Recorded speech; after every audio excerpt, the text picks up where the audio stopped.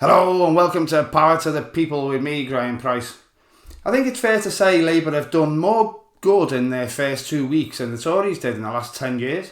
Keir Starmer, having led his party to victory against an utterly hostile press, extreme levels of apathy for politics nationwide and the sheer dishonesty of the Conservative Party is quite the achievement, and it's good to see him behaving more like a Prime Minister than any of the previous jokers, chancers and degenerates in the job did, isn't it?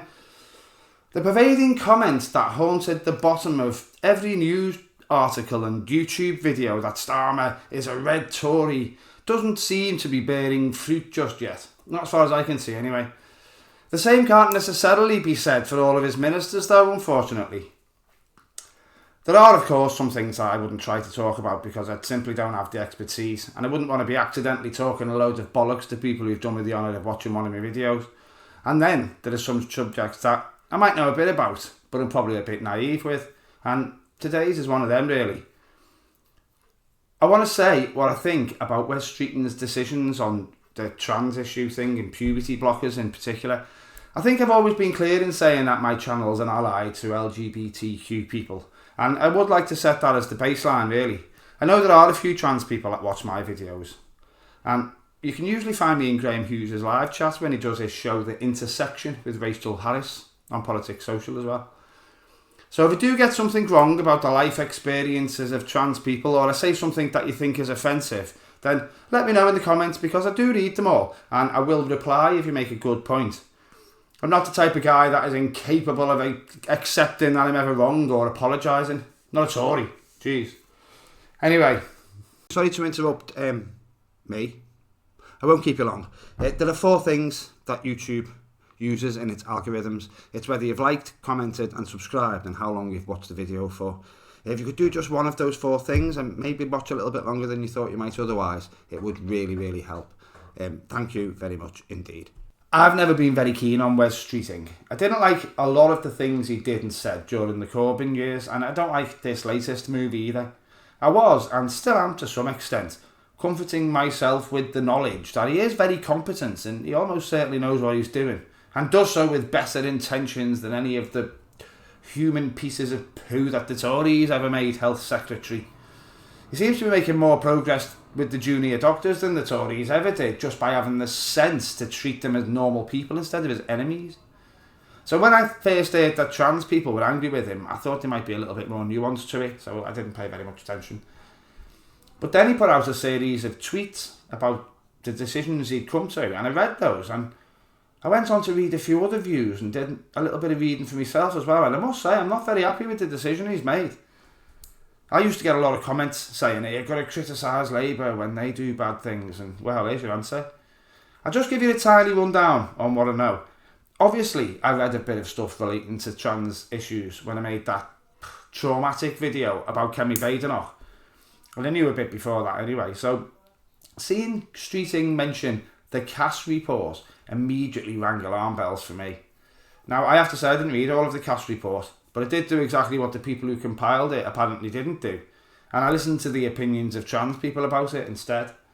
They're generally appalled by it and are offended that it is literally about them, yet they weren't consulted really in any meaningful way or asked their opinions.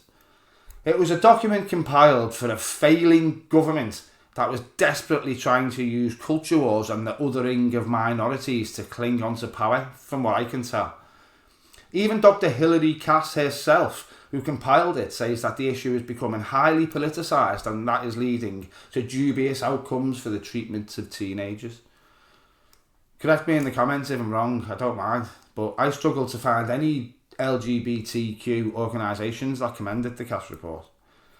It was one of the last things the Tories did in their efforts to force people to be more angry that trans people exist than they are about literally not being able to afford quality of life. The Tories tried to pass several laws and legislations around trans issues in their final last few gasps, and you'll usually find Kemi Badenoch or sometimes Liz Truss behind the efforts. The last one was stopping GPs prescribing puberty blockers to teenagers who haven't reached puberty yet but are undergoing gender therapy of some sort. It just gives them a bit more time to decide who and what they are. The Tories and the anti-trans lunatics like J.K. Rowling or Graham Linehan or Lawrence fucking Fox will say that there's no long-term studies and other such nonsense like that. I mean, of course there aren't any long-term studies. You can't have long-term studies on stuff that's relatively new, can you? There are very few modern drugs that we've got long-term data for. We've got no idea how vaping will affect people long-term, but you don't see J.K. fucking Rowling all over Twitter attacking people if you see them chuffing on a mango and blueberry health bar, do you?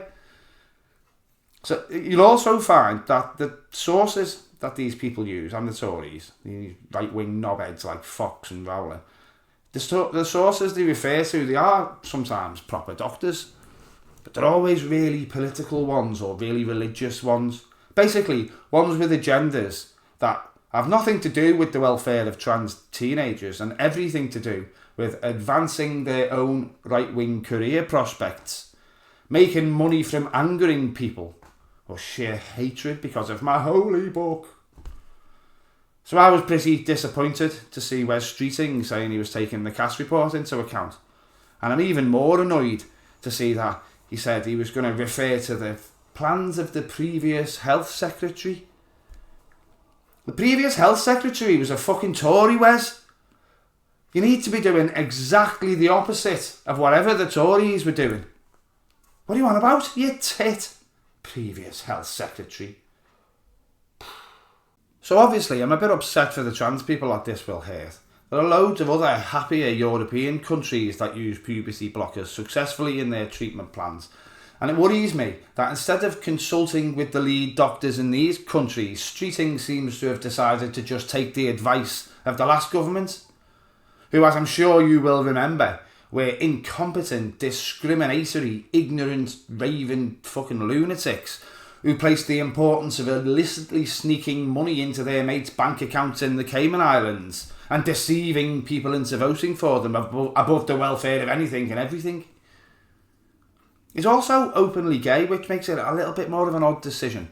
He must know that the last government was deliberately avoiding and sometimes even demeaning LGBTQ organisations that campaign on trans issues. People like Truss and Badenoch have made it perfectly clear that they hate trans people for the sake of just hating them anyway, and want to use it as a wedge issue to divide us even further. But they aren't the only ones, and Streeting has more access to the information about the things these people say and propose than we do. Is he so absorbed with the NHS that he's just not paid proper attention to other parts of his brief? Is this just alarming laziness on his part? Or is it because he doesn't realise how monstrous the views and intentions of people like Badenoch are? He works with them, so he's desensitised to them, doesn't realise how much they hate trans people, or maybe he doesn't realise that their hatred is not normal. He's always seemed like an intelligent guy, but how can he be? And how can he not see that he's following the advice of and implementing the decisions of people that absolutely did not have good intentions towards trans people? And of course, to go back to my original point, I must sound like I'm rambling, but I do get there in the end. It becomes pretty hard for people like me to argue in the comment section in the bottom half of the internet that Wes Streeting isn't a red Tory when he's literally said on Twitter, yes, I'm going to carry on doing what the Tories were doing. So I can't defend him anymore, can I? He's either incredibly stupid and lacking any sense of self-awareness. He's actually one of those weird gay people that for some reason hates trans people. Or he's just doing exactly what the Tories were doing and trying to grift the vote of the most close-minded right-wing GBBs watching twats that there are at the expense of the feelings and the safety of trans people. And that sounds a bit fucking Tory to me. Thank you for watching if you've gotten this far. I hope I haven't offended any trans people here. I have tried to be sensitive or at least vague. I can honestly say that my knowledge of the subject is a bit vague. I'm always interested in learning more about people's struggles though, so feel free to comment if I've said anything that's piqued your interest, for better or worse. I do know a few trans people, but not very well. I'd imagine I'm like most people, and it's not really something I've ever thought about very much. When I have met trans people, I've treated them the same as everybody else and expected them to do the same for me. It's undeniably a part of them, but it doesn't define them. And nobody has the right to discriminate against somebody for something like that. They do if you're a Tory, though. You should always discriminate against Tories. Tories, Nazis, fascists and chimpanzees. They're all about as smart as each other. On that note, thank you for watching once more, and please do hit the like and subscribe if you haven't already. It does help. There are links to PayPal and Patreon in the descriptions box, and you can find the link to the Buy Me a Coffee page down there too. And that's not all that I've got to say, but it's as much of what I've got to say as I'm going to say today. So, ta-ra-la.